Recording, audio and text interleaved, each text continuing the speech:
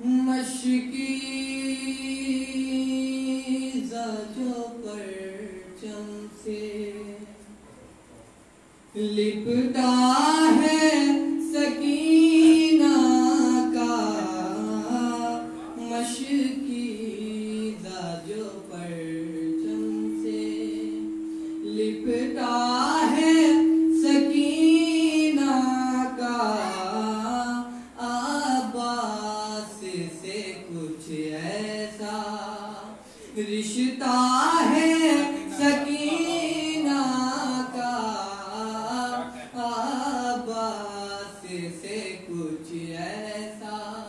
یہ شعر بطور خاص غازی کی بھتیجی ہے تو یہ بھی کہا جائے، غازی کی بھتیجی ہے تو یہ بھی کہا جائے، ہر بوند پہ پانی کے قبضہ ہے سکینہ کا، ہر بوند پہ پانی کے قبضہ ہے سکینہ کا، ہر بوند پہ پانی کے.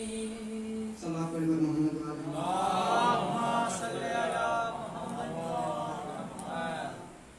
دن ڈھلے جب کر کے مزدوری رضا آتا ہے بام، دن ڈھلے جب کر کے مزدوری رضا آتا ہے بام، دیکھ کر ہنستے ہوئے بچوں کو سکھ پاتا ہے بام، ایک بچے کی طلب میں چھوڑ کر آرام و چین، جانے کس کس در پہ منت مانگنے جاتا ہے بام، جانے کس کس در پہ منت مانگنے جاتا ہے بام. سامنے آنکھوں کے جس بیٹے کے مر جاتا ہے بام، لمحہ لمحہ زندگی بھر اس کو یاد آتا ہے بام، دن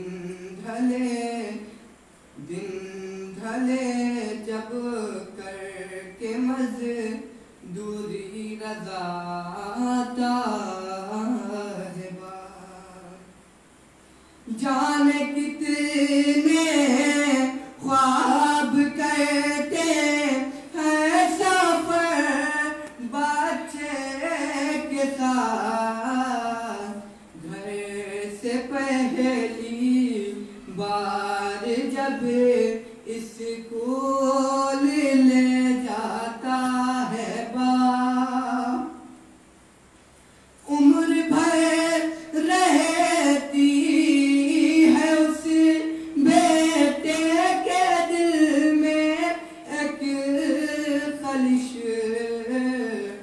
جب ترقی دیکھنے سے پہلے مر جاتا ہے باپ، جب نمایاں کامیابی چومے بیٹے کے قدم، جب نمایاں کامیابی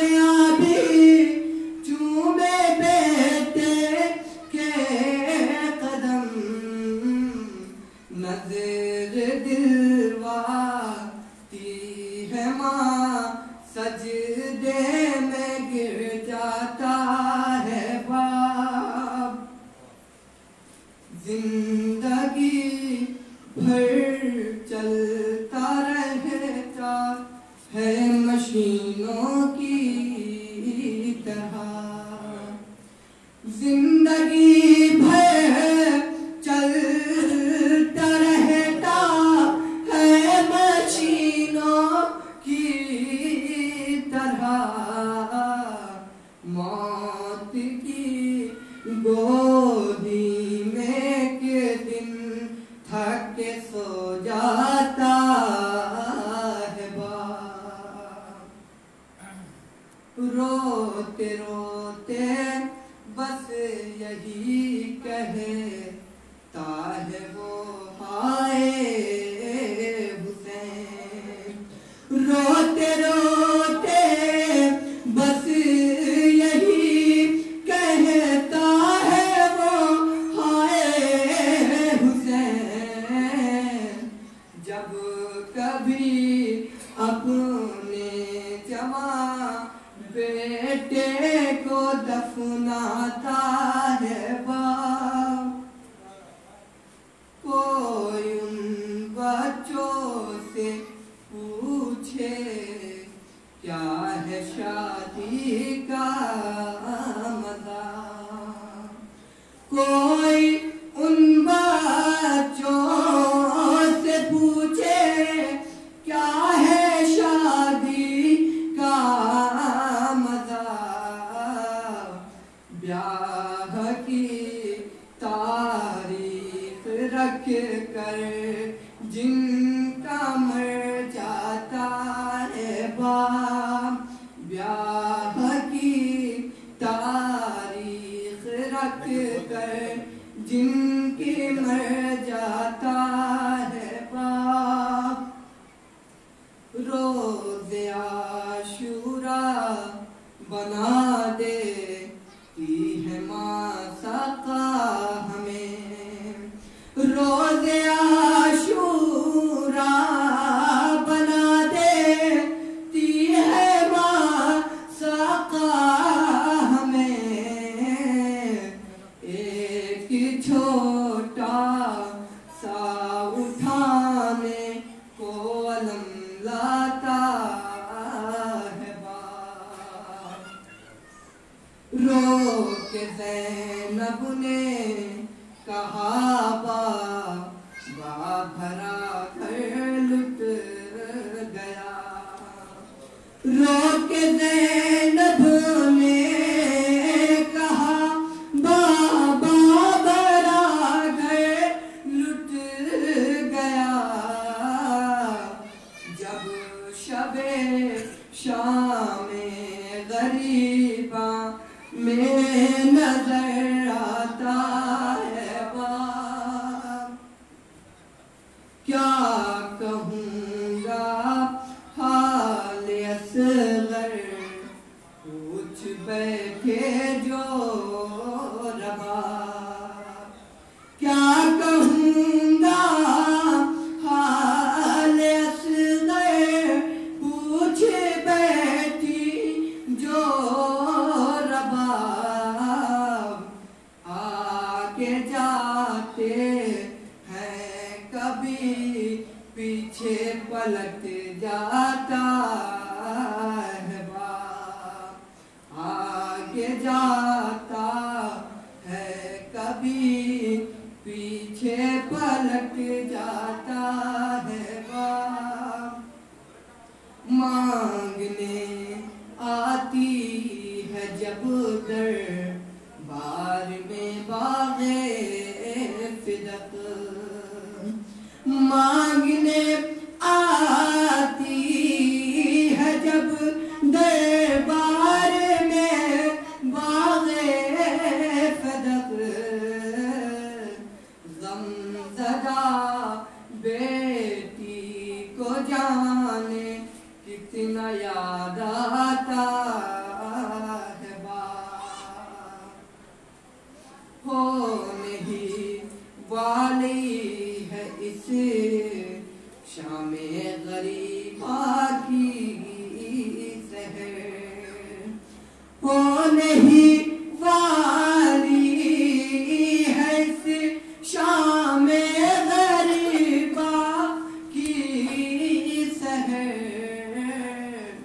बाजुओं को चूम कर बेटी को समझाता है बाप। कैद खाने में हुआ कोहराम, बच्ची मर गई। कैद खाने में हुआ कोहराम, बच्ची मर गई।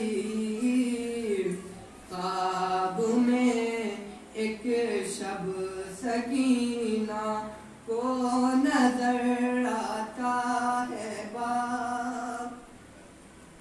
बसती बसती गाँव उफ तलाशे रिज़्क़ में। बसती बसती गाँव उफ तलाशे रिज़्क़ में। बसती बसती गाँव उफ तलाशे रिज़्क़ में। दर बदर शामो सहर फिरता नजर आता है बाप। हर खुशी को यूं जकड़ लेती है जंजीरे मायूश। हर खुशी को यूं जकड़ लेती है जंजीरे मायूश। मुस्कुराने को जवानी में तरस जाता है बाप। गोद के पालों का मुस्तक़बिल बनाने के लिए। गोद के पालों को मुस्तक़बिल बनाने के लिए। वक्त की मंडी में सस्ते दाम बिक जाता है बाप।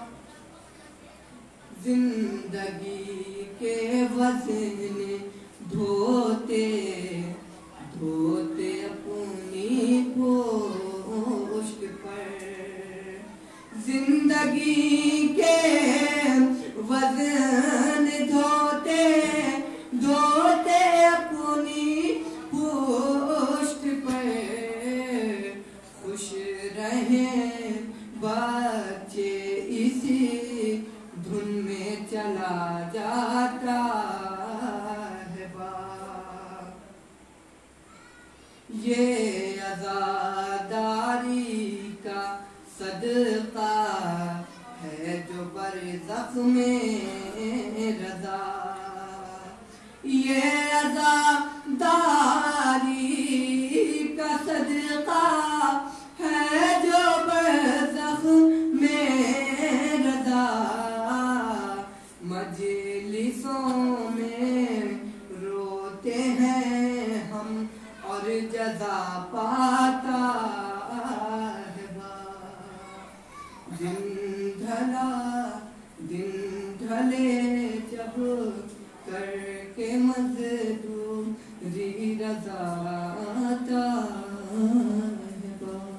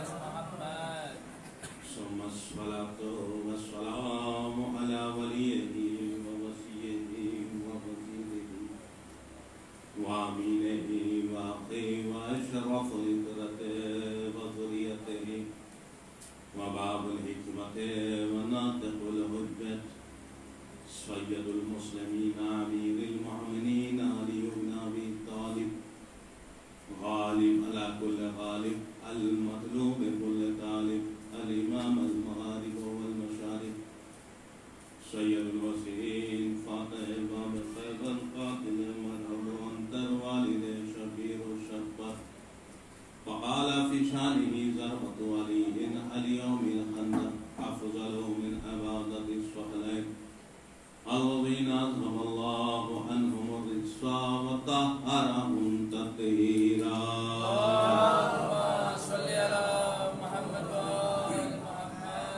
ثم الصلاة والسلام على رسول الله ولعنة الله على أعدائهم أجمعين من ليلنا هذا إلى قيام يوم الدين. أما بعد قال الله تعالى وقوله الحق بسم الله الرحمن الرحيم الحمد لله رب العالمين الرحمن الرحيم صلوات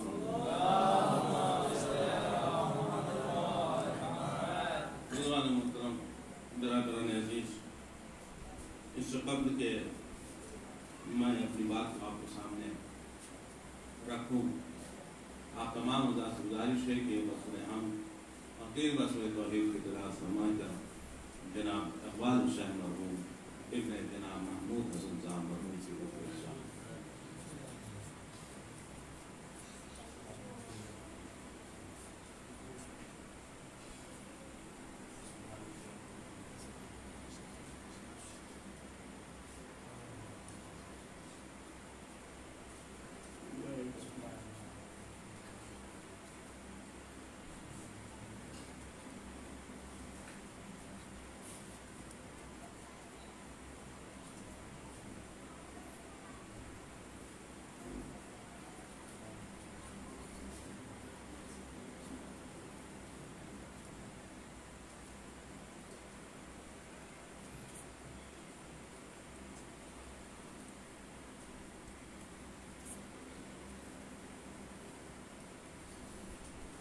بزرگان محترم برادران عزیز، ایک مرحوم کے مثال ثواب باورمان چلو مجلس عزا کا انعقاد کیا گیا ہے تاکہ میرے حدیثوں کے ذریعے سے واقعہ خانی اور قرآن خوانی کے ذریعے سے مرحوم تک کچھ تحفے ہم اور آپ مل کر پہنچا سکیں، اور یقیناً یہ تحفے جسے ہم اور آپ ایک عام سی بات سمجھتے ہیں، یہ ان سے پوچھئے اس کے پاس پہنچتا ہے تو یہ تحفہ کتنا عظیم ہوتا ہے۔ اس تحفے کو یعنی فاتحہ خوانی کو، مجلس کو اور یہ ساری چیزیں جو ہے جسے ہم لوگ ایک عام چیز سمجھتے ہیں اور کہتے ہیں کہ چلیے فاتحہ پڑھ دیجیے، اور یہ لیکن جب اس فاتحہ کا ثواب وہاں پہنچتا ہے جس کے پاس بھیجا جاتا ہے تو اس کا دل کتنا خوش ہوتا ہے، اور وہ وہاں سے بیٹھ کر ہمارے لیے دعائیں کرتا ہے۔ لہذا ایک اہم ترین جز ہے کہ ہم اپنے مرحومین کے لیے زیادہ سے زیادہ اشارہ ثواب کر سکیں۔ بہرحال تھوڑی سی گفتگو کرنا ہے آپ حضرات کے سامنے۔ خالق کائنات، فخر موجودات، مالک ارض و سما، مالک کل اپنی پاک و پاکیزہ کتاب قرآن مجید میں اس سورے کی پہلی دو آیتوں کی میں نے تلاوت کا شرف حاصل کیا، یہ عالم اسلام کے تمام مسلمانوں کے بچے ہی نہیں بلکہ دنیا کے اور مذاہب کے لوگوں کے بھی زبان زد ہے یہ آیت، الحمدللہ رب العالمین الرحمن الرحیم۔ تھوڑی سی گفتگو اس ذہن میں ہمیں کرنا ہے، لیکن پروردگار عالم نے قرآن مجید جو بڑی عظمت، بافضیلت، باکرامت، بابرکت کتاب ہے، اور یہ کتاب اتنی ہی عظیم ہے، اتنی ہی اعلیٰ ہے کہ اللہ نے اس قرآن کی عظمت کو واضح کرنے کے لیے دنیا والوں کو بتایا تھا۔ سب سے پہلے جب پہلا پارہ شروع ہوا ہے تو آواز دیا یہ وہ کتاب ہے کہ جس میں شک کی کوئی گنجائش نہیں، یعنی اگر تم ایمان لاتے ہو اور قرآن پر ایمان رکھتے ہو تو پہلی چیز یہ ہے کہ تم شک نکال دو. اگر تم اس کتاب پر شک کرتے ہو تو پھر مسلمان نہیں. لہذا اگر مسلمان ہونا ہے تو شک کے دائرے سے اپنے ذہن کو نکال دینا ہے کہ قرآن جو کہہ رہا ہے وہ بالکل پوائنٹ سے لے کر ایک ایک نقطہ تک وہ صحیح ہے, اس میں ذرہ برابر شک کی گنجائش نہیں. اب اس کے بعد اللہ قرآن مجید کی عظمتوں کو بیان کر رہا تھا. یہ وہ کتاب ہے کہ جس میں دنیا کی ہر خشک و تر موجود ہے. اب یہ الگ بات ہے کہ تم تلاش کرو, تم حاصل کرو, تم اسے نکالو, تم سمجھو, لیکن تمہارے پاس وہ علم نہیں ہے کہ تم اسے حاصل کر سکتے ہو, تم اسے پا سکتے ہو, تم اسے سمجھ سکتے ہو. لہذا میں نے قرآن کے ساتھ ساتھ وارث قرآن کو اسی لیے بھیجا ہے کہ جب بھی ضرورت پڑے اگر تمہیں آیتیں نہ سمجھا سکے تو وارث آیت سے پوچھ لو, وارث آیت تمہیں بتائے گا. اور یہی وجہ عزیزان گرامی آج کے زمانے میں آپ دیکھیں حالات و کیفیت کیا ہے کہ اگر آپ ایک موبائل خریدنے جاتے ہیں, بازار میں گئے, ایک موبائل خریدا آپ نے, اس نے موبائل آپ کو دیا ایک ڈبہ, اس کے اندر موبائل, آپ نے گھر پہ آئے اور آنے کے بعد اسے کھولا, اور کھولنے کے بعد دیکھا موبائل, اور صرف موبائل نہیں ہے بلکہ اس میں ایک کتابچہ چھوٹا سا رکھا ہوا, ایک چھوٹا سا, توجہ چاہتا ہوں جانے کا, چھوٹا سا چند ورق کا ایک کتابچہ رکھا ہوا ہے. میں نے اسے کھولا, دیکھا اس میں کچھ لکھے ہوئے تھے, کچھ باتیں تھی, اس کے بعد اس میں دیکھا کچھ نمبر لکھے ہوئے تھے. مجھے سمجھ میں نہیں آئی کہ معاملہ کیا ہے. ایک جو اسے وابستہ تھے ان کے پاس گئے کہ بھائی میں نے موبائل خریدا تھا, اس کتابچے کی کیا ضرورت تھی دینے کی؟ کہا مولانا آپ سمجھے نہیں. ہم کہا اسی لیے تو آئے ہیں تاکہ آپ سمجھا دیجیے. کہا بھائی یہ کتابچہ اس لیے رکھا گیا, یہ کمپنی نے جس نے یہ موبائل بنایا ہے وہ اس نے اس کتابچے کو رکھا ہے کہ یہ جو میں نے موبائل دیا ہے اگر اس کے کوئی فنکشن آپ کو سمجھ میں نہ آئے تو اس کتابچے سے پڑھ کے سمجھ لیجئے گا اور اسے محسوس کیجئے گا کہ کس چیز کو کس چیز کے لیے یوز کرنا ہے, کس چیز کے لیے کس چیز کو استعمال کرنا ہے, کہاں پہ کون سی چیز ہے. ہم نے کہا پھر کیا ہے, ہمیں تو پڑھنا نہیں آتا, ہم سمجھ نہیں پا رہے ہیں. کہا تب بھی پریشان نہ ہوئیے, کمپنی نے کچھ نمبر بتائے ہیں, کہا ان نمبر پہ کال کیجئے گا, ان نمبر پہ رابطہ کیجئے گا, ان نمبر پہ کال کیجئے گا, وہ آپ کو بتائے گا کیا مسئلہ ہے, کیا بات ہے. ہم نے کہا نہیں میں ان نمبر والوں سے پوچھنا نہیں چاہتا, میں کسی اور سے معلوم کر لوں گا, میں کسی اور کمپنی والوں سے معلوم کر لوں گا. کہے گا یہ خبردار, کمپنی یہ کہتی ہے جس کمپنی کی چیز ہے اسی کے آدمی سے معلوم کرنا, کسی اور سے معلوم نہ کرنا. اگر کسی اور سے معلوم کرو گے تو ممکن ہے وہ غلط بتا دے تاکہ ہماری بدنامی ہو جائے. تو اب عزیزان گرامی سمجھ میں آیا, جب دنیا کی آج ترقی یافتہ زمانہ اتنا آگے بڑھ چکا ہے کہ جب کوئی چیز بنا کر دنیا کے سامنے پیش کرتا ہے تو وہ خیال رکھتا ہے کہ کتاب بھی ہماری ہو, بتانے والا بھی ہمارا ہو, تاکہ نہ یہاں گڑبڑ ہو نہ وہاں گڑبڑ ہو. تب ذرا سوچئے پروردگار عالم نے جو دین شریعت پیش کیا ہے, جو دین اسلام پیش کیا ہے, پیش کر کے یوں ہی نہیں چھوڑا بلکہ کتاب بھی ساتھ میں دیا, ائمہ اور انبیاء بھی ساتھ میں دیا. صلوات پڑھ دے. جو ہی نہیں چھوڑا بلکہ کتاب بھی دیا, کہ کتاب پڑھو, اگر کتاب سمجھ میں نہ آئے تو کسی اور سے سمجھنے کی کوشش نہ کرنا بلکہ وارث کتاب سے سمجھنا. جب وارث کتاب سے سمجھو گے تو وہی سمجھو گے جو خدا سمجھانا چاہتا ہے. صلوات پڑھے. مسئلہ یہی ہے, اگر کسی اور سے سمجھو گے تو وہ اپنے حساب سے سمجھائے گا, جب اپنے حساب سے سمجھائے گا تو اس میں خرابی پیدا ہو جائے گی. اس لیے جب وہ خود نہیں سمجھائے تو آپ کو کیا اور ہمیں کیا سمجھائے گا. بھائی سمجھانے کے لیے ضروری ہے کہ خود سمجھتا ہو. اللہ نے قرآن کی عظمتوں کو بتایا اور یہاں تک بتایا کہ یہ اتنی گراں ہے, اتنی وزنی ہے, اتنی بھاری ہے کہ اگر اس کتاب کو میں پہاڑ پہ نازل کر دیتا تو پہاڑ ریزے ریزے ہو جاتا. اتنی گراں, اتنی وزنی, اتنی بھاری کہ اگر میں پہاڑ پہ نازل کر دیتا تو پہاڑ ریزے ریزے ہو جاتا. خدا خود کہہ رہا قرآن میں. لیکن آپ بتائیے, آپ جانتے ہیں کہ اللہ نے اس کتاب کو کسی پہاڑ پہ نازل نہیں کیا, بلکہ ایک سینے پہ نازل کیا، ایک صدر پر، ایک سینے پر، ایک قلب پر۔ میرے عزیزوں میں دوستوں بتائیے، ہم اور آپ پہاڑ کے قریب رہتے ہیں، پہاڑ کی بات چھوڑیے، پہاڑ کا ایک ڈلا لے لیجیے اور لے کے کسی کے سینے پہ مار دیجیے تو پتا چلتا ہے کہ ہڈیاں چٹک جاتی ہے اور انسان مر جاتا ہے، مر جاتا ہے۔ اللہ کہہ رہا ہے کہ قرآن کیا وزن اتنا ہے کہ اگر پہاڑ پہ نازل ہوتا تو پہاڑ ریزے ریزے ہو جاتا، چور چور ہو جاتا، لیکن اے اللہ تو نے قرآن کو کسی پہاڑ پہ نازل نہیں کیا بلکہ ایک سینے پہ نازل کیا۔ نہ سینہ ٹوٹا، نہ سینہ پھوٹا، نہ سینے میں کوئی تکلیف ہوئی، نہ پریشانی ہوئی۔ اے پروردگار ادھر تو اعلان کر رہا ہے اگر پہاڑ پہ نازل کر دوں تو پہاڑ ریزے ریزے ہو جائے، لیکن ایک سینے پہ نازل کیا، نہ ٹوٹا نہ پھوٹا، نہ تکلیف ہوئی نہ پریشانی ہوئی۔ اے پروردگار مطلب کیا ہے؟ کیا قرآن کی صلاحیت ختم ہو گئی؟ کیپیسٹی ختم ہو گئی؟ عظمت ختم ہو گئی؟ فضیلت ختم ہو گئی؟ عجب نہیں آواز ہے، خبردار قرآن کے زبر پہ بھی شک نہ کرنا، اگر شک کر دو گے تو دائرہ اسلام سے خارج ہو جاؤ گے۔ مجھے سمجھ میں نہیں آتا دنیا کے مسلمانوں میں سے کچھ مسلمان ایسے ہیں جب اللہ کہہ رہا ہے کہ زبر پہ شک کر لو تو مسلمان نہیں، تو اگر 26 آیتوں پر شک کر لے تو وہ مسلمان کیسے رہے گا؟ صلوات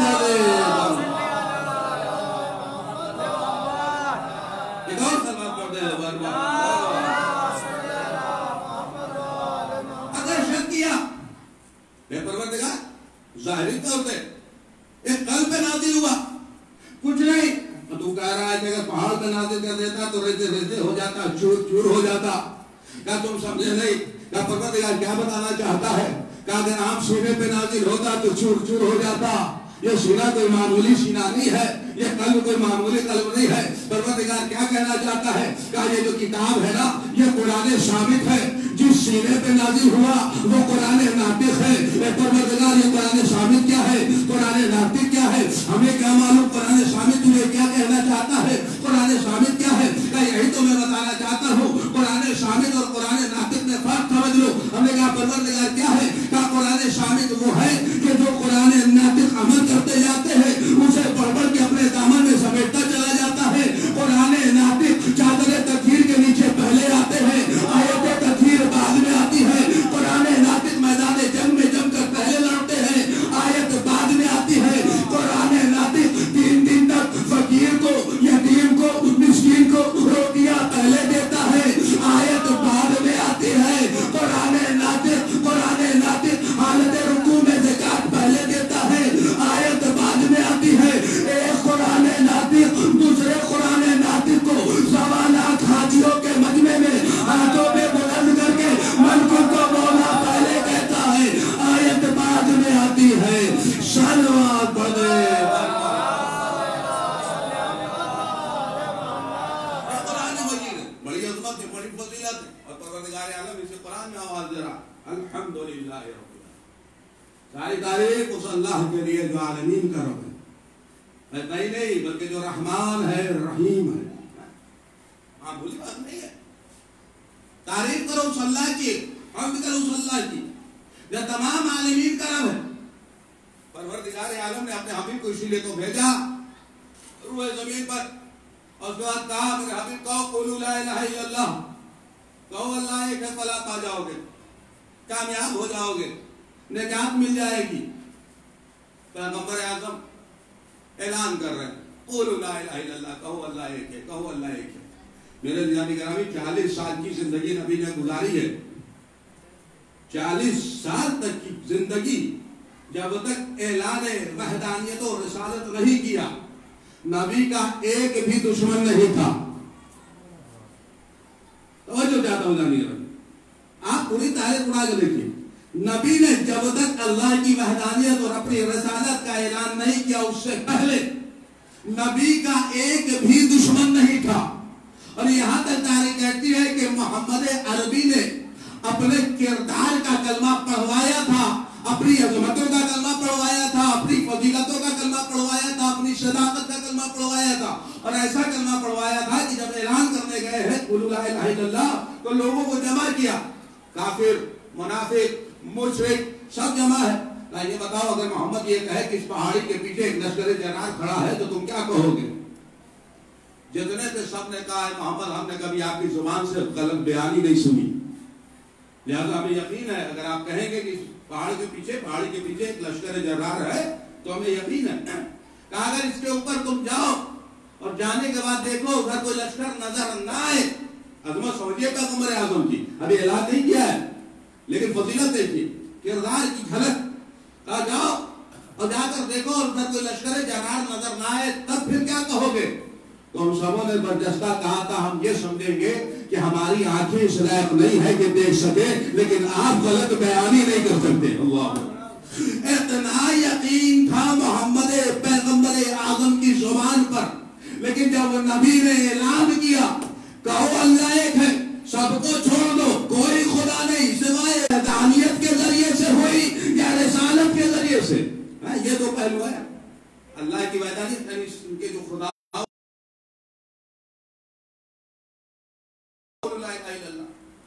रसूल ऐलान कर रहा, कोई मानने को तैयार नहीं। ए परवरदिगार मैं ऐलान कर रहा हूं, ये तो मानने के लिए तैयार ही नहीं। ना मेरे अभी तुम अपना काम करो, अपना काम करो, ऐलान करो। सरकार ऐलान कर रहे हैं, लोगों में तबलीग कर रहे हैं, बता रहे हैं, कहो बोलो ला इलाहा इल्लल्लाह, बोलो ला इलाहा इल्लल्लाह। ऐलान दुनिया वालों को कि देखो कोई खुदा नहीं है, कोई रब नहीं है, ये जितनों को तुम मानते हो, जिनके सामने तुम सर को झुकाते हो, ये खुदा नहीं है, बल्कि खुदा वहदहू ला शरीक की जात। ऐलान हो रहा नबी की तरफ से, कोई असर नहीं।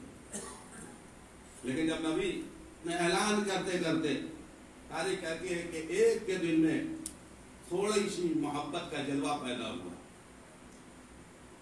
अब जब उसने सुना क़ुल ला इलाहा इल्लल्लाह कि अल्लाह एक है, ये कोई खुदा नहीं, तो उसने आवाज दिया परवरदिगार अगर तू खुदा है मेरा तो हम तुझसे गुफ्तगू करना चाहते हैं, बता तू कहाँ मिलेगा, इसलिए कि मार्फत नहीं है ना, बता तू कहाँ मिलेगा, कहाँ मुलाकात होगी, कहाँ गुफ्तगू होगी।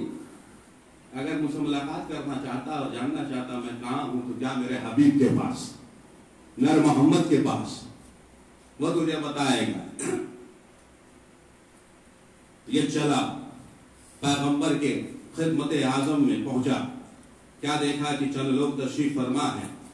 नबी ने आने वाले को देखा, देखने के बाद आवाज किया परवरदिगार इसे तूने मेरे पास भेजा है, अब ये मुझसे सवाल करेगा खुदा कहाँ है तो मैं इसे क्या बताऊंगा। आवाज आई मेरे हबीब से कह दो खुदा वो है जो जमीन में समा नहीं सकता, खुदा वो है जो जमीन में समा नहीं सकता, खुदा वो है जो आसमान में आ नहीं सकता, खुदा वो है जो दिखाई देता नहीं है।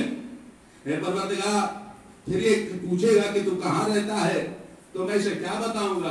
कैसे समझाने के लिए बस इतना कह देना यशऊनी कल्बे अब्दिकल मोमिन, मेरे हबीब से कह दो खुदा जमीन में आता नहीं, आसमान में समा नहीं सकता, उसका वजूद नहीं है कि वो समा जाए, वो हर जगह मौजूद है, लेकिन नहीं समझना है तो खुदा आवाज देता है मैं हर मोमिन बंदे के दिल में रहता हूं, मेरा घर मोमिन बंदे का दिल, मोमिन बंदे का। मेरे अजीजों हम सब मोमिन है ना, ऐलान अभी तो हालात ऐसे हैं, वरना यही तो ऐलान होता है माइक पर तमाम मोमिनीन से गुजारिश है तशरीफ लाइए। हम मोमिनीन इंतजार करते हैं कि कब मौलाना तशरीफ फरमा होंगे मिंबर पर। बाद लोग बेचारे आ जाते हैं और बाद लोग जो है वो इंतजार करते हैं, और बाद लोग इस बात का इंतजार करते हैं कि कब मसाइब शुरू होगा, बाद लोग इस बात का इंतजार करते हैं कि कब ज़ियारत होगी, बाद लोग इस बात का इंतजार करते हैं कि कब तबरुक बढ़ेगा। मोमिन हम सब मोमिन, ऐलान यही होता है तमाम मोमिन की गुजारिश है। अच्छा अजब करिश्मा है ये, हमने आज तक किसी और के यहाँ ऐसा ऐलान होते हुए नहीं सुना कि तमाम मोमिनीन से गुजारिश है सिवाय हमारे यहाँ।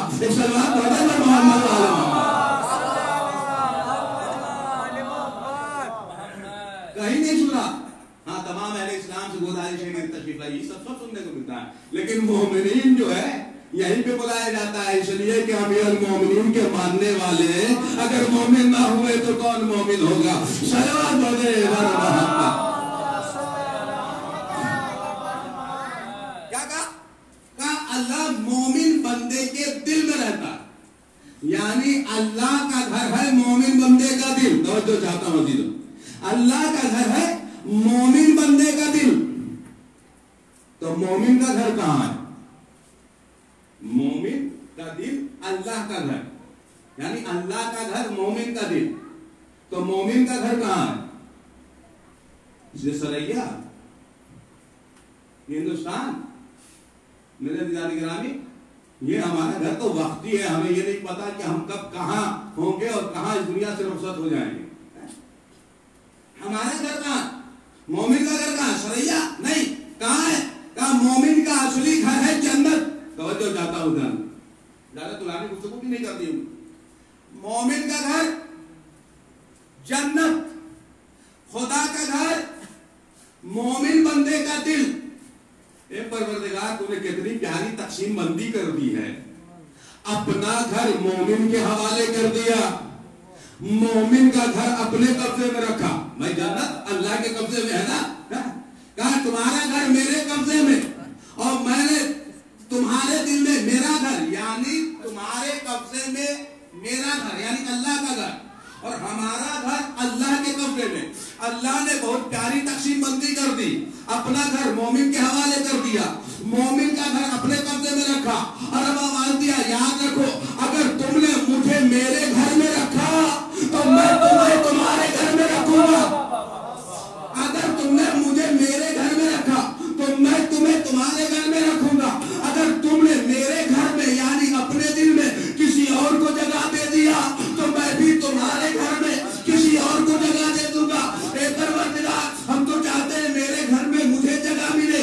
اگر تو چاہتا ہے کہ تیرے گھر میں تجھے جگہ ملے تو میرے گھر میں مجھے جگہ عطا فرما. ہم نے کہا پروردگار یقیناً ہم تجھے تیرے گھر میں رکھیں گے. کہا اچھا کیا چاہتا ہے؟ کہا پروردگار میں تو یہ چاہتا ہوں کہ اپنے وسعت کے اعتبار سے, اپنے قدرت کے اعتبار سے میں نے دنیا میں بڑے عالیشان مکان بنائے ہیں, تو میں چاہتا ہوں وہاں بھی بڑا عالیشان مکان ملے, وہاں بھی بڑا خوبصورت مکان ملے, وہاں بھی بڑا وسیع مکان ملے, وہاں بھی عالیشان مکان ملے. اگر چاہتا ہے کہ وہاں وسیع ملے, عالیشان ملے, خوبصورت ملے, تو میرے گھر کو بھی خوبصورت بنانا ہوگا, میرے گھر کو بھی عالیشان بنانا ہوگا, میرے گھر کو بھی خوبصورت بنانا ہوگا. اے پروردگار, تیرے گھر کو ہم کیسے خوبصورت بنائے, کون سی قالین لگائے, کون سا صوفہ سیٹ لگائے, کون سی عظمتوں کو بڑھائے. یاد رکھو میرا گھر سجانے کے لیے یہ دنیاوی چیزوں کی ضرورت نہیں ہے, بلکہ اگر میرا گھر سجانا ہے تو میں نے دنیا میں ابراہیم و اسماعیل کے ذریعے سے اپنا ایک گھر بنوا دیا تھا, اور بنوانے کے بعد ایک دن وہ آیا کہ اس گھر کے دیوار میں در پیدا کر کے ایک شخصیت کو پیدا کر دیا اور بتا دیا میرے گھر کی عظمت کیسے بڑھتی چلی گئی. اب اگر چاہتے ہو میرے گھر کو یعنی اپنے دل کو خوبصورت بناؤ, اعلیٰ بناؤ, عظمت بناؤ, تو اس کی محبت پیدا کر لو, جس کے وسیلے سے میں نے کعبہ کو عظمت دیا, جس کے وسیلے سے نبیوں کو فضیلت دی, جس کے وسیلے سے دنیا کو فضیلت دیا, جس کے ذریعے سے جنت کو عظمت دی, جس کے ذریعے سے فرشتوں کو فضیلت دیا.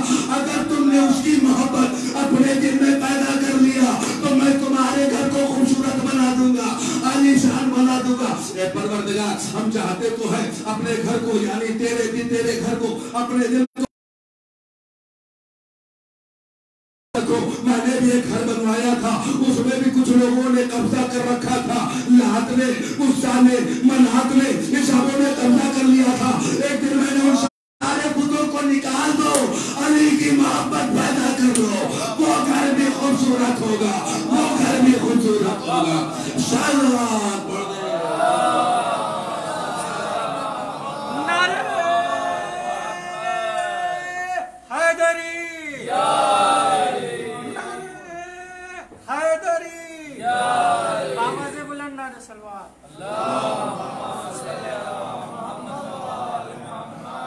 اگر چاہتے ہو خوبصورت بناؤ کس کو؟ اپنے گھر کو, جو جنت ہے, تو تم ہمارے گھر کو خوبصورت بناؤ, ہمارے گھر کو اعلیٰ بناؤ. یہ تمام برائیوں کثافتوں کو اپنے دل سے نکال دو, اور علی کی محبت، رسول کی محبت، اہل بیت کی محبت کو جگہ دیتے چلے جاؤ، میرا گھر خوبصورت ہوتا چلا جائے گا. جتنا خوبصورت یہاں میرا گھر بناؤ گے اتنا ہی خوبصورت میں تمہیں تمہارا گھر دوں. بندہ ہے، چاہتا ہے خدا سے کلام کرے. اے پروردگار ہم کلام کرنا چاہتے ہیں، تھوڑی سی گفتگو جانی کا. اے پروردگار ہم تجھ سے کلام کرنا چاہتے ہیں. اگر مجھ سے کلام کرنا چاہتے ہو تو ایسے تھوڑے، تجھے پتا نہیں ہے بڑوں سے کلام کرنے سے پہلے منہ ہاتھ دھویا جاتا ہے، صاف ستھرے ہو کے آیا جاتا ہے. مجھ سے کلام کرنا ہے، جاؤ منہ ہاتھ ہو کے آؤ. بندہ گیا، منہ ہاتھ کو دھویا، آگے کھڑا ہوا. کہا پروردگار اب تو ہم سے گفتگو کر لے. کہا تجھے پتا نہیں ہے جب بڑوں سے گفتگو کی جاتی ہے تو ادھر ادھر دیکھا نہیں جاتا. جب بڑوں سے کلام کیا جاتا ہے، بڑوں سے باتیں کی جاتی ہے تو ادھر ادھر دیکھا نہیں جاتا. سیدھے کھڑے ہو جاؤ. بندہ سیدھا کھڑا ہو گیا. کچھ جانتے ہو میرے بارے میں؟ کچھ معرفت ہے؟ مجھ سے کلام کرنے آئے ہو، مجھ سے باتیں کرنے آئے ہو، کچھ جانتے ہو میرے بارے میں؟ بندہ کھڑا ہوا، کہا تھوڑا کچھ جانتا ہوں. کیا جانتے ہو؟ بندے نے اپنے ہاتھوں کو کانوں تک لے گیا اور آواز دیا، اللہ اکبر. اچھا تو جانتا ہے کہ میں ہی سب سے بڑا ہوں، سب سے عظیم ہوں، سب سے اعلیٰ ہوں. آپ پروردگار تو ہی سب سے اعلیٰ. بتائے جو ہاتھ کو اٹھایا نا، تب اس کا مطلب یہ ہے کہ تم نے سب کچھ چھوڑ دیا. اب تو ہے اور تیرا رب ہے. توجہ چاہتا ہوں، اب تو ہے تیرا رب. سرنڈر کر دیا تم نے، ہاتھ کو اٹھا دیا نا. کیا ہوتا ہے اگر سامنے پولیس آ جائے اور ہونے والا ہو، ہاتھ کو اٹھا دیا جاتا ہے. کیا مطلب؟ سرنڈر کر دیا. یہ بندہ جو اللہ اکبر کہتا ہے اپنے ہاتھ کو بلند کر کے، تو سب کچھ دنیا کو چھوڑ دیا. اب وہ ہے اس کا رب ہے. اچھا کیا جانتے ہو میرے بارے میں؟ بندہ نے کہا بسم اللہ الرحمن الرحیم الحمدللہ رب العالمین. پروردگار وہی ہے جو تمام عالمین کا رب. ساری تعریف اسی کے لیے. الرحمن الرحیم. اے پروردگار تو رحمان بھی ہے، رحیم بھی ہے. مجھے یہاں آ کے پتا چلا. دنیا والوں نے تو بہت ڈرایا تھا، تو جبار ہے، تو قہار ہے. مجھے پتا چلا تو رحمان بھی ہے، تو رحیم بھی ہے، تو کریم بھی ہے، تو غفور بھی ہے، تو سمیع بھی ہے، تو بصیر بھی ہے. بندے نے تو ڈرا ڈرا کر رکھا تھا، مرو گے تو عذاب، مرو گے تو عذاب، مرو گے تو عذاب. پتا چلا تو اتنا رحیم ہے کہ نہ جانے کتنے گناہوں کو عفو کرنے والا ہے، معاف کرنے والا. الرحمن الرحیم مالک یوم الدین. تو مالک ہے دین کے دن کا، روز جزا کا. الحمدللہ رب العالمین الرحمن الرحیم مالک یوم الدین ایاک نعبد و ایاک نستعین. اے پروردگار ہم تیری ہی عبادت کرتے ہیں اور تجھ سے ہی مدد چاہتے ہیں. ہم کسی اور کی نہ عبادت کرتے ہیں نہ کسی سے مدد چاہتے ہیں. ہم تو تیری ہی عبادت کرتے ہیں اور تجھ سے ہی مدد چاہتے ہیں. بس وسیلہ کبھی رسول کو بناتے ہیں، کبھی آل رسول کو بناتے ہیں. مسئلے کے بغیر وسیلے کے تو کام ہی نہیں ہوتا. تاریخیں گواہ ہے دیدانی کا، مسلسل تاریخیں ہمارے پاس، روایتیں بڑھ رہی ہیں. جناب یوسف علیہ السلام جب دعا کرنے کے لیے کہا، جب زلیخا کی جوانی بدلنی ہوئی تو کہا یوسف دعا کر. اور جب یوسف نے جب دعا کیا تب جوانی پڑتی ہے. پروردگار جوانی تجھے دینی تھی، رہنائی تجھے دینا تھا، خوبصورتی تجھے دینی تھی، شباب تجھے لوٹانا تھا، آنکھوں کی بنائی تجھے دینی تھی، سب کچھ تجھے عطا کرنا تھا. تو یہ دعا کیوں کروایا تھا؟ یہ تو بتانا چاہتا ہوں دینے والا میں ہوں، لیکن جب تک وسیلہ نہ بناؤ گے کچھ نہ ملے گا. ایاک نعبد و ایاک نستعین. ہم تیری عبادت کرتے ہیں، تجھ سے ہی مدد چاہتے ہیں. اہدنا الصراط المستقیم. اے پروردگار ہمیں صراط مستقیم پر قائم رکھ. دکھانے وکھانے کی بات نہیں ہے، ہمیں صراط مستقیم پر قائم رکھ. کیا صراط مستقیم کے بارے میں کچھ جانتے بھی ہو؟ ہم نے کہا پروردگار صراط المستقیم، صراط صاد رے الف تو الف لام میم سین تے کاف یہ میم. صراط المستقیم، الصراط المستقیم کا کتنے حروف ہے؟ کا 14 حروف ہے. اے پروردگار تو نے صراط المستقیم میں 14 حرف رکھ کے بتا دیا ہے. اگر صراط مستقیم پر قائم رہنا ہے تو 14 سے وابستہ ہو جاؤ، ہمیشہ کامیاب ہوتے ہوئے نظر آؤ گے. صلوات پڑھ دے.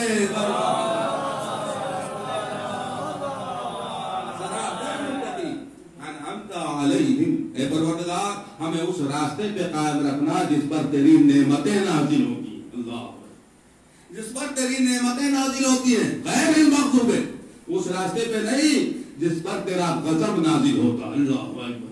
جس پر تیرا غضب. آپ یہ مت سوچیے گا کہ مولانا نماز پڑھا رہے ہیں. نہیں, میں نماز نہیں پڑھا رہا ہوں آپ کو, بلکہ اللہ سے گفتگو کرنے کا یہ طریقہ ہے.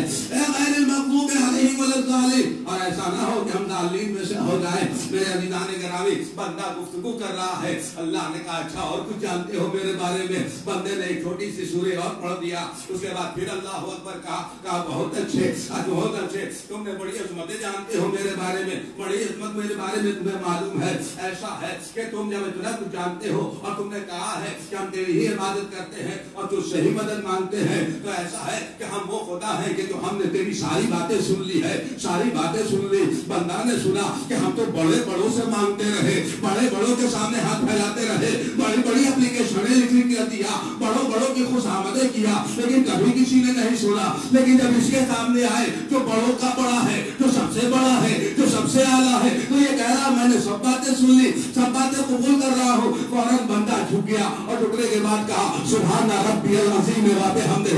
کتنا پاک و پاکیزہ ہے, منزہ ہے وہ پروردگار, عظیم ہے وہ پروردگار. کا ایسا ہے کہ تو کھڑا بھی رہا, جھک بھی گیا, تھک گیا ہوگا, تھوڑی دیر میرے پاس بیٹھ جا, تھوڑی دیر بیٹھ جا. جب بندہ بیٹھا تو سوچا کہ یہ رب اپنے پاس بیٹھا رہا ہے تو کیوں نہ سر کو سجدے میں رکھ دے. سر کو سجدے میں رکھا, آواز دیا سبحان ربی الاعلی و بحمدہ.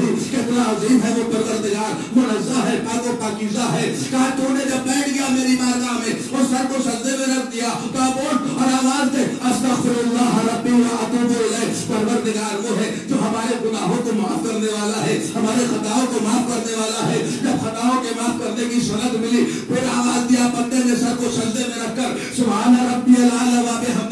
کتنا پاک و پاکیزہ ہے پروردگار جو اپنے بندوں کے گناہوں کو بھی معاف کر دیتا ہے. کتنا کریم ہے, کتنا رحیم ہے. بندہ پھر اٹھا, پھر گفتگو شروع ہوئی, پھر کلام شروع ہوا, گفتگو ہوتی رہی, پھر چکا, پھر سجدے میں گیا, گفتگو تمام ہوئی. اب بیٹھا, اب جب بیٹھا تو کہا آواز قدرت آئی میرے بندے میرے بارے میں اور کیا جانتے ہو. بندے نے آواز دیا اشہد ان لا الہ الا اللہ وحدہ لا شریک لہ. میں گواہی دیتا ہوں تو وحدہ لا شریک ہے, میں گواہی دیتا ہوں میرا کوئی شریک نہیں ہے. کہا اچھا تجھے پتا ہے میں وحدہ لا شریک ہوں, میرا کوئی شریک نہیں ہے, میں اکیلا ہوں, میں تنہا ہوں. ہاں پروردگار تو اچھا یہ بتا تو نے مجھ سے ملا کب, تو مجھ سے ملاقات کب کی, تو نے مجھے جانا کیسے, تو نے مجھے پہچانا کیسے کہ میں ایک ہوں, میں وحدہ لا شریک ہوں. اے پروردگار تو کبھی ملا نہیں, لیکن تو نے کبھی ملا نہیں. کہا جب میں ملا نہیں تو تجھے پتا کیسے چلا کہ میں وحدہ لا شریک ہوں. کہا تیرا ایک بندہ ہے واشهد ان محمدا عبدہ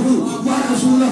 کہا تیرا ایک بندہ ہے جو عبد بھی ہے, جو رسول بھی ہے. اس نے تیرے بارے میں بتایا, اس نے تیرے بارے میں پہچانوایا. کہا اسے کبھی ملا ہے, کہا نہیں ملا. کبھی ملاقات ہوئی, کہا کبھی نہیں ملاقات ہوئی. کہا پھر کیسے معلوم, کہا کچھ اور بندے ہیں, کچھ اور ہستیاں ہیں, جیسے علی ہے, جیسے حسن ہے, جیسے حسین ہے, جیسے باقر ہے, جیسے جعفر ہے, جیسے موسیٰ ہے, جیسے رضا ہے, جیسے تقی ہے, جیسے نقی ہے, جیسے عسکری ہے, جیسے امام مہدی ہے.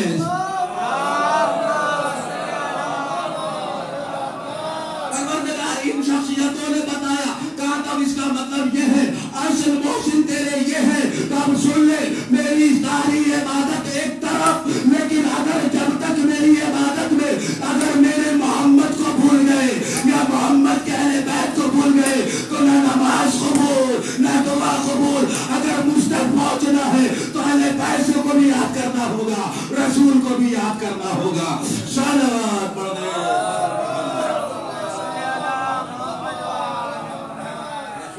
یاد کرنا ہوگا اور اہل بیت رسول کو بھی یاد کرنا ہوگا. جب ان کو وسیلہ بنا کر میرے پاس آؤ گے تو کامیاب, تب تمہیں نجات ملے گی. تب میں رحمان و رحیم بن کر تمہارے لیے وہ عمل انجام دوں گا کہ قبر کی سختیاں تمہارے نگاہ میں کچھ بھی نہیں ہوں. قبر کے عذاب تمہارے لیے کوئی معنی نہیں ہوں گے جب تم ان شخصیتوں کے محبت لے کر میرے پاس آؤ گے. یہ ہے عظمتیں, یہ ہے فضیلتیں. اللہ اتنا رحمان الرحیم ہے, اتنا کریم ہے, اتنا غفور ہے.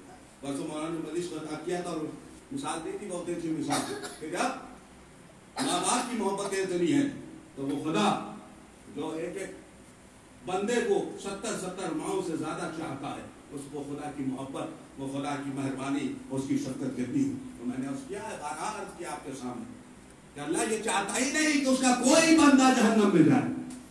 اللہ یہ چاہتا ہی نہیں کہ اس کا کوئی بندہ عذاب الہی میں مشغول ہو، بلکہ وہ تو چاہتا ہے تمام بندے میری رحمت کے دامن میں آئیں. اس کی مثالیں آپ کے سامنے ہزاروں ہیں اور پیش کی گئی ہیں. بارہا علماء کرام میں پیش کرتے ہیں کہ جب بدعا کیا ہے کسی نبی نے موسیٰ علیہ السلام تو کہا جاؤ کچھ مٹی کے برتن تیار کرو. مٹی کے برتن تیار ہوئے، کیسے پکاؤ، جب یہ بالکل پک کے تیار ہو گئے، کہا پروردگار یہ پک کے تیار ہو گئے، بالکل صحیح و سالم ہے، کیسے اپنے ہاتھ میں اٹھاؤ چھوڑ دو. اٹھایا اور چھوڑ دیا، چور ہو گیا.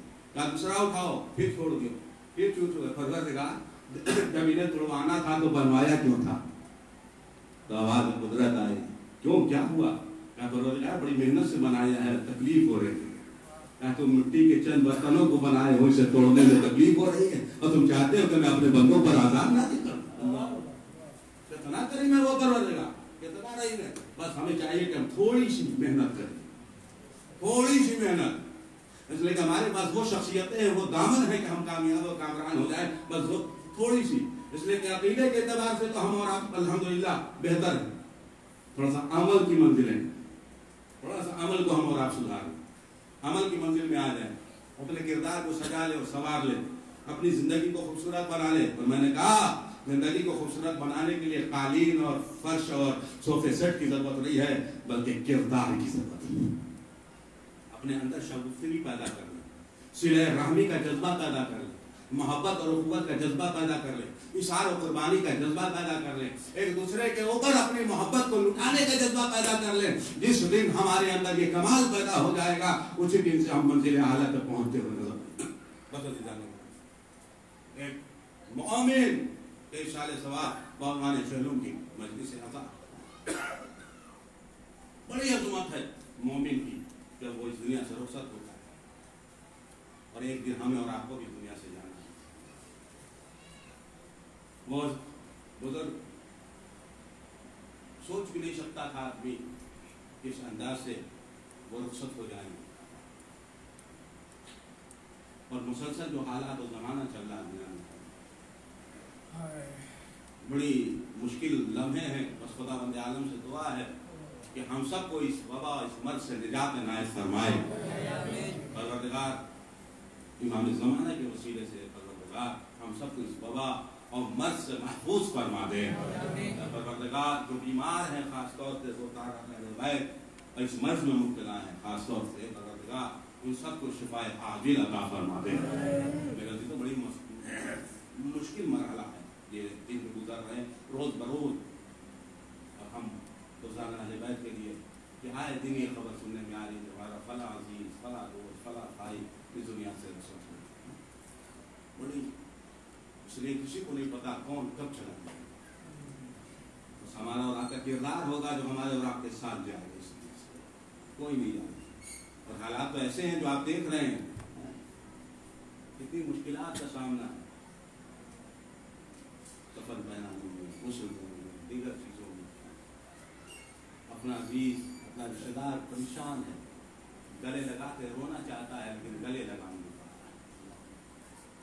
سینے سے لگا کر رونا چاہتا ہے لیکن رو نہیں پا رہا ہے. کیسی مصیبتیں وہ سوچ نہیں سکتا تھا پچھلے سال سے پہلے کہ کیا ایسا اس دنیا سے رخصت ہو چکا ہوگا.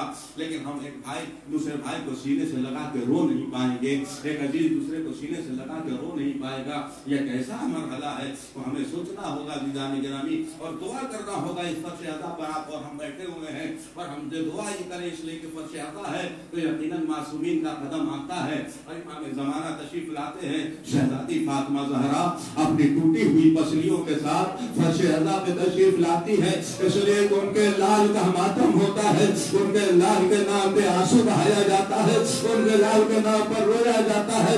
عزیزان گرامی ہم اور آپ دعا کریں اے پروردگار و شہزادی فاطمہ کی شکستہ پسلیوں کا واسطہ اس وبا و مرض کو ختم فرما دے اور ہم سب کو محفوظ فرما دے. عزیزان گرامی فرش عطا پہ ہونا، آنکھوں میں آنسو آ جائے تو سب کے لیے دعا کرنا، سب کے لیے دعا کرنا. اس لیے کہ جب آنکھوں میں آنسو ہو، ذکر شہدائے کربلا ہو، اور جب دعائیں کی جاتی ہے تو دعائیں قبول ہوتی ہے. ہاں مرحوم کے اشارے ثواب کی مجلس ہے، ان کی مغفرت کی دعا کیجیے گا. یقیناً بڑی مصیبت کی منزل ہے. ہاں عزیزان گرامی، کیوں نہ مصیبت ہو، اس لیے کہ دو جوان بیٹے موجود تھے. ہاں خدا ان بیٹوں کو سلامت رکھے، ان بیٹوں کو آباد رکھے، ان بیٹوں کو سلامت رکھے. ہاں بیٹیاں موجود ہیں، ان بیٹیوں کو خدا سلامت رکھے. یقیناً بڑی مصیبت کی منزل تھی. جب بیٹوں کو معلوم ہوا ہوگا کہ میرا باپ اس دنیا سے رخصت ہو گیا، بیٹیاں کو معلوم ہوا میرا باپ اس دنیا سے رخصت ہو گیا، شریک حیات کو معلوم ہوا میرا والی و وارث ہمیں چھوڑ کر رخصت ہو گیا، تو بڑی مصیبت کی منزل ہوئی. اور بقیانہ ہونا بھی چاہیے، اس لیے کہ باپ کی جو محبت ہوتی ہے وہ کوئی پورا نہیں کر سکتا. بیٹے تڑپ تڑپ کے روئے ہیں. یقیناً میں نے دیکھا ہے بیٹیاں تڑپ تڑپ کے روئی ہے. گھر میں عجیب منظر تھا، لیکن میں اتنا کہوں گا میرے بھائیوں، یقیناً بڑی مصیبت کی منزل تھی. تم نے خود خود کے رویا، تڑپ تڑپ کے رویا، لیکن کوئی تمہیں تماچے تو نہیں مار رہا تھا، کوئی تازیانے تو نہیں مار رہا تھا. لیکن ہائے کربلا کے غریب، ہائے کربلا کے یتیم، ہائے کربلا کے بے کس. اللہ اکبر. خدا کوئی غم نہ دے سوائے غم مظلوم کے. یقیناً فرش عطا پہ ہے. آپ کی آوازیں بلند ہو گئی، آنکھوں میں آنسو آ گئے، آنکھوں میں آنسو وضو کرنے لگے. جناب فاطمہ زہرا رومال لے کے تشریف فرما ہے. امام زمانہ کو پرسا دینا ہے. امام زمانہ اپنے عزت کا پرسا قبول کیجیے جس کا جنازہ نہ زمین پر تھا نہ زمین پر تھا. دیدان گرامی، یقیناً مرنے والے اس دنیا سے رخصت ہو گئے ہیں. بڑی عظیم مرحلہ تھا، گھر والوں کے لیے برداشت کرنا مشکل تھا، لیکن اس عالم میں بھی بڑی ہی عظمت کے ساتھ، بڑی شان و شوکت کے ساتھ جنازے کو دفن کیا. بڑی عظمت کے ساتھ اس پرآشوب موقع پر بھی بڑی شان سے جنازے کو لے کے قبر میں اتارا گیا اور شان کے ساتھ دفن کیا گیا. لیکن میں کہوں گا میرے بھائی، تم نے اپنے بابا کے جنازے کو بڑی شان سے دفن کیا، لیکن ہائے کربلا کا بیمار، ہائے کربلا کا عابد، جواد لال موجود تھا لیکن باپ کو دفن نہ کر پایا. اللہ اکبر. بڑی مصیبت کی منزل ہے. یقیناً خدا تم لوگوں کو صبر عطا فرمائے. بڑی مصیبت کی منزل ہے. باپ کا بچھڑ جانا بیٹیوں کے لیے بڑی مصیبت کی منزل ہے. لیکن میں کہوں گا بیٹیاں دور بھی تھی لیکن وہ آ گئی اور باپ کے جنازے کو جا کر دیکھا، چاہے دور سے ہی شہید ہے کیا، لیکن دیکھا. لیکن میں کہوں گا ذرا سکینہ کے دل سے پوچھو اس سکینہ کی کیفیت کیا تھی. ارے جس کے ہاتھ میں رسن بنی تھی، 11 محرم کو سکینہ کو لے جایا جا رہا تھا. باپ کا جنازہ حسرت سے دیکھ رہے تھے. اے بابا اب یہ سینہ کہاں ملے گا. بڑی قیامت کا مرحلہ ہے. یہی تو وجہ تھے کہ جب 11 محرم کو قافلہ نمودار ہوا اور قافلہ لے کے چلے ہیں وہاں سے کربلا سے، تو تاریخ کہتی ہے بیٹیوں نے سوار کیا ہے اور جناب زینب کو جب سید سجاد نے سوار کیا اور ایک منزل وہ آئی جب قافلہ آگے بڑھا ہے. سید سجاد نے جب دیکھا ہے، کیسے دیکھا، کس دن سے دیکھا، کس کیفیت میں دیکھا مجھے نہیں پتا، لیکن تاریخ لکھتی ہے جب اس زمان میں بیمار نے اپنے بابا کے جنازے کو دیکھا تو چہرے کا اتنا رنگ بدل گیا تھا کہ زینب نے محسوس کیا اے بیٹا سید سجاد اپنی کیفیت کو سنبھالو. طلب کے کہا تھا ببی اماں کیسے برداشت کروں جس کا جواہر لال موجود ہو، اس کے بابا کا جنازہ بے غور و کفن پڑا ہو. ارے زینب نے جب دیکھا اپنے آپ کو اٹھ کے پشت گرایا، کٹری اور چلتی ہوئی اپنے حسین کے جنازے پہ پہنچی. اے بھیا حسین زینب کو معاف کر دینا. اللہ اکبر، اللہ اکبر. کوئی غم نہ دے سوائے غم مظلوم کے. اے بھیا زینب کو معاف کر دینا. بھیا مجھے وہ وقت یاد ہے جب میں مدینے میں گھر میں تھی، صبح صادق نمودار ہوئی، نماز کے لیے میں بیٹھی تھی کہ وہ وقت آ گیا کہ میری آنکھ لگ گئی. جب میری آنکھ کھلی تو میں نے کیا دیکھا، میرے سر پر میرا بھائی، میرا مجایا، میرا غریب، میرا بیکس، میرا بھیا حسین ابا کا سایہ کیے ہوا ہے. ارے میں نے دیکھا تو اے بھیا یہ ابا کا سایہ کیوں؟ اے بہن میں نہیں چاہتا سورج کی کرنیں تمہارے سروں پہ آئے. اے بھیا میں نے اسی دن سوچا تھا، اے بھیا تم نے میرے سر پر سورج جانے دی. اے بھیا ارے کربلا میں جب ضرورت پڑے گی تو میں اپنے سر کی رضا تیرے جنازے پہ ڈال دوں گی. اے بھیا تیری زینب اتنی مجبور ہے, سر پر رضا بھی نہیں ہے, ارے کیا کرے.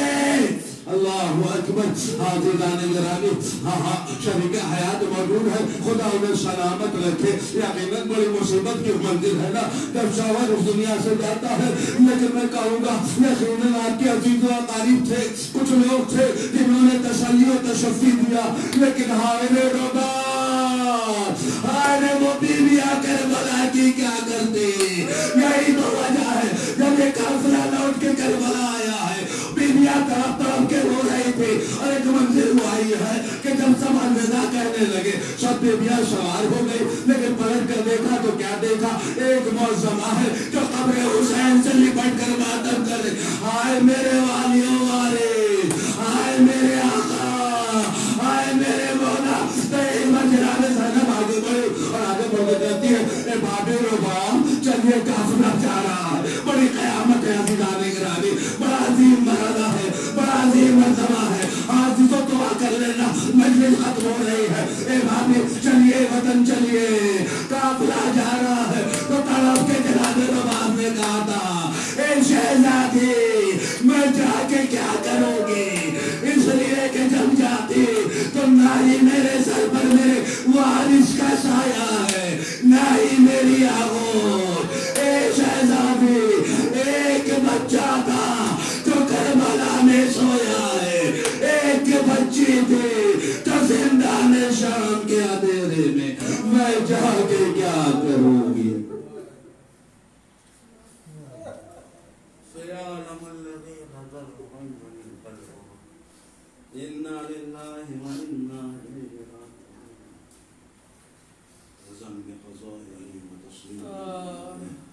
پروردگار تجھے واسطہ ہے شہدائے کربلا کے حق کا ہم سب کی اس مختصر سی مجلس کو قبول فرما لے.